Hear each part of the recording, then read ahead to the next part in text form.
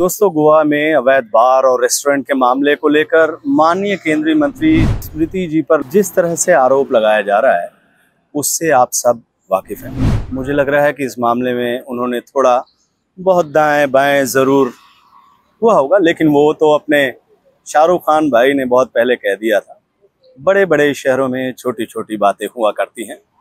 BJP राज में भी इस तरह की बातें अक्सर होती रहती हैं, तो ऐसी बातों का लोड नहीं लेना चाहिए।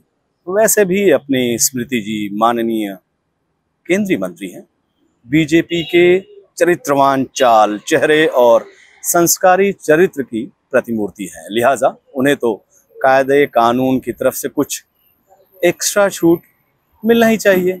और स्मृति जी पर लगे आरोप का लेवल देखिए। पहला आरोप ये है कि उनका परिवार एक मरे हुए शख्स के नाम पर लाइसेंस लिए हुए था।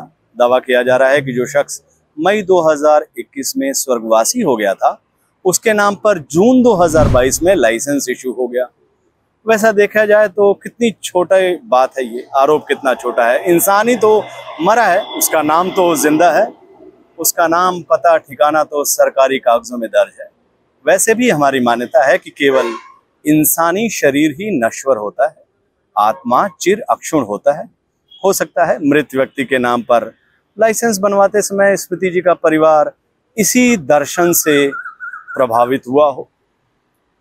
अब माननीय केंद्रीय मंत्री स्मृति जी पर दूसरा आरोप यह है कि उनके परिवार ने एक की जगह 2 लाइसेंस ले रखा है। मतलब गोवा के कानून के मुताबिक एक रेस्टोरेंट चला रहा शख्स एक ही बार का लाइसेंस ले सकता है, लेकिन स्मृति जी के परिवार ने 2 लाइसेंस ले रखा था। ये कागजों में जो आरटीआई में ये चीजें बाहर आई। तो दोस्तों, आप तय कीजिए कि इसमें क्या गलत है क्या सही। कोई उनके परिवार से पूछ कर तो गोवा सरकार ने कानून बनाया नहीं होगा और ना ही बनाया। बार का बिजनेस बढ़ रहा होगा, एक बार से ज्यादा भीड़ भाड़ हो जाती होगी तो दूसरा बार खोल लिया। लोगों की सेवा ही तो कर रहा है स्मृति जी का परिवार। अब आप देखिए, दुनिया के कोने कोने से लोग बाग अपनी हरारत मिटाने के लिए गोवा आते हैं, उनकी सेवा ही तो कर रहा था स्मृति जी का ये परिवार। अब इस बात के लिए उन पर आरोप।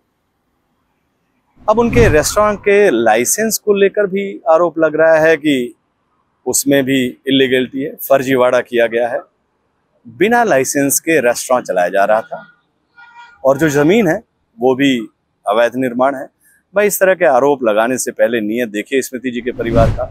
फर्जीवाड़ा करके उनका कोई परिवार नीरव मोदी की तरह विदेश तो नहीं भागा है, यहीं देश में रहकर बिजनेस कर रहा है। जीएसटी वगैरह भी भर ही रहा होगा, देश के आर्थिक विकास में सहयोग तो कर ही रहा था स्मृति जी का परिवार, टैक्स दे ही रहे होंगे।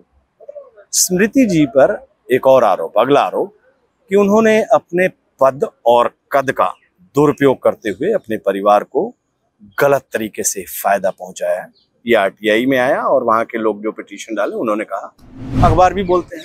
अब भाई, हर माँ बाप की ख्वाहिश होती है कि उसका बच्चा तरक्की करे, परिवार खूब धन अर्जित करे, उससे ज्यादा काबिल बने और शोहरत कमाए।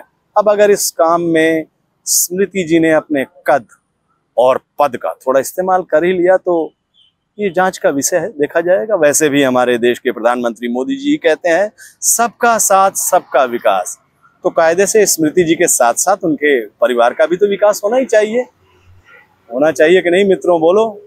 हाँ, एक मामले में जरूर थोड़ा गलत हो रहा है। खबर मिल रही है कि जिस अधिकारी ने इन सब बातों को उजागर किया है उसका ट्रांसफर कर दिया गया, उसको और तरह से परेशान करने की भी खबरें आ रही हैं। तो स्मृति जी थोड़ा इस मामले को देख लीजिएगा।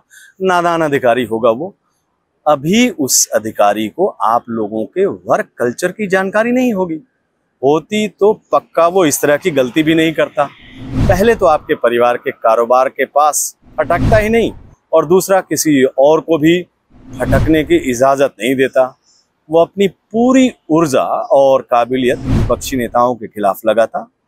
ईडी के अधिकारियों से प्रेरणा लेता, जिस तरह से ईडी काम करती वो प्रेरणा लेता है। तो स्मृति जी थोड़ा उस अधिकारी का जो मामला है वो देख लीजिएगा। पहली गलती है बेचारे की, रहम कीजिएगा। बाकी सब ठीक है, खुलकर करते रहिए अपना काम।